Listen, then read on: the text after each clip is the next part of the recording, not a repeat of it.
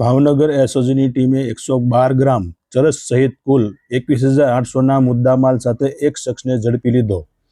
Bhavnagar SOG પોલીસનો staff મળેલી બાતમીના આધારે ભાવનગર શહેરના કાજીવાડ મામાકોઠા આર્ય સમાજ ખારગેટ વિસ્તારમાં રહેતો મુસ્તાકભાઈ ઉર્ફે મુસો અબ્દુલ રહેમાનભાઈ કાજી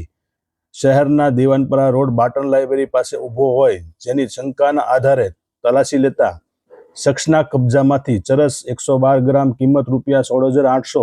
તેમજ મોબાઈલ ફોન કિંમત ₹5,000 સહિત કુલ 21,800ના મુદ્દામાલ સાથે ઈસમને ઝડપી લીધો હતો અને આ અંગે મુસ્તાક નામના શખ્સ સામે NDPS એક્ટની જોગવાઈ અનુસાર